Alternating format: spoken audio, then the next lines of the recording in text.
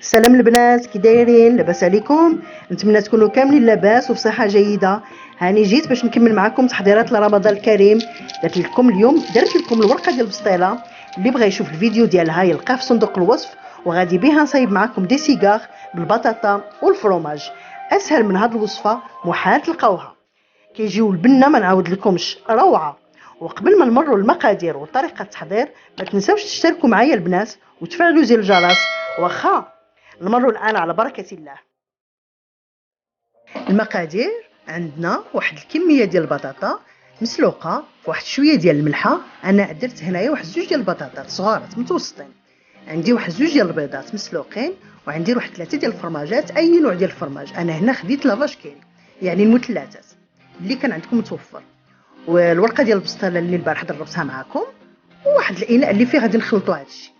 الطريقه: غادي ناخذوا البطاطا ديالنا نديروها في داك الاناء، بحال قلت لكم راني سلقتها فواحد شويه ديال الملحه، وغادي نضيف لها هذيك 3 ديال الفرماجات، الفرماج اي نوع كان، وغادي نضيف لها البيض، نقطعوا واحد المرصويات ونديروا حتى هو نزيدوا الخليط. واحد القليل من الابزار، الملحه ما نديروش لان ديجا راه البطاطا حنا سلقناها في الملحه. شويه ديال الابزار، واحد المعلقه صغيره، واحد نص معلقه صغيره. البيضات غادي نقطعوهم مرصويات ونزيدوهم حتى هما الخليط.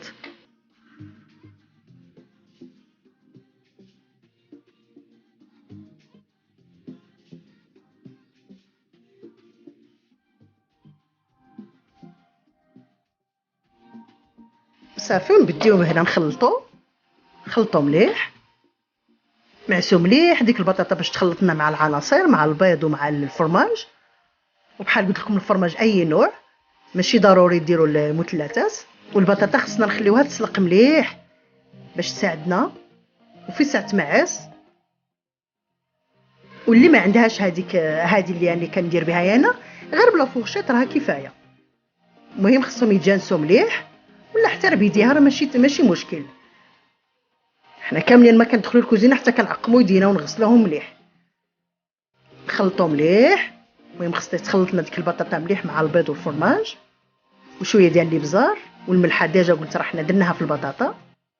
المهم نكملوا التخلاط بهذه الطريقه باش انا كندير انايا، ومن بعد نرجع لكم باش نكملوا الطريقه الاخرى.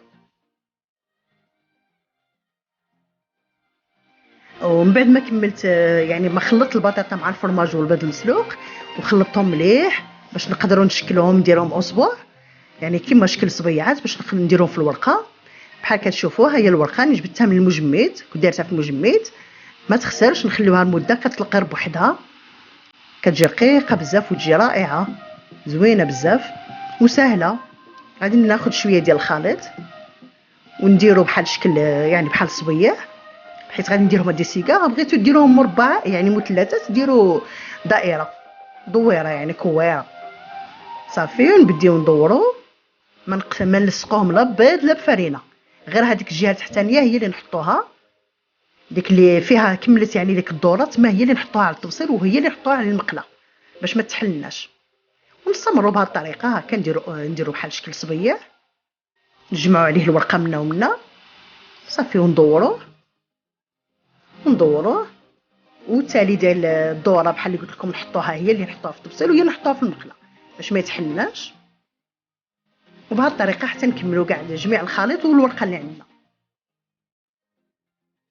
ومن بعد ما كملت الخليط كامل والورقه ديالي كامله، درت المقله ديالي، درت فيها الزيت وحطيتها فوق النار تسخن. من بعد ما تسخن الزيت مليح، بدي عاد نحطوا لي سيغار ديالنا يطيبوا. واللي ما يبغيهمش مقليين في الزيت ويبغي يفضلهم في الفران، غير يدهنهم بزويته ويديرهم في شي لاطه اللي تكون حتى هي دهناها بالزيت وندفعوهم للفران. كيجيو يعطيو نفس النتيجه، نفس مقرمشين ومحمرين وزوينين بزوج.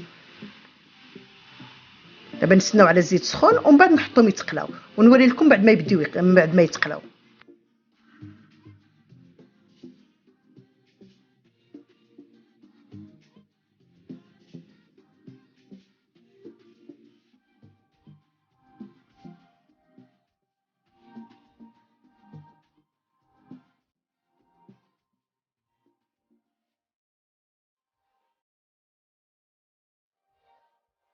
وهنا من بعد ما بديو يتحمروا لنا لي سيغار ديالنا، نقلعوهم فوق البوطه وبحال راكم تشوفوا البنات راه البوطه كملات لي، ومع الحجر الصحي والحوانيتات كلشي سادين. ايوا راني ديبانيت بهذه ديال الضو فيها، راني كنطيب من بعد ما يتحمروا لنا لي سيجار ديالنا نحيدوهم. ما كملنا لهم القليان. بحال راكم تشوفوا البنات هاني جبدتهم وحطيتهم في التبصيل ديال التقديم. نوريهم لكم الداخل كي كيجيو دايرين، وبحال كتسمعوها هي الورقه كتجي مقرمشه، كتجي رائعه وغزاله. واخا طيبتيها في الفران ولا في المقله نفس النتيجه. ننصحكم انكم تجربوا هذه الوصفه، واللي جربتها وعجبتها ما تبخلوش عليا البنات باللايك. وشهيه طيبه ومع السلامه.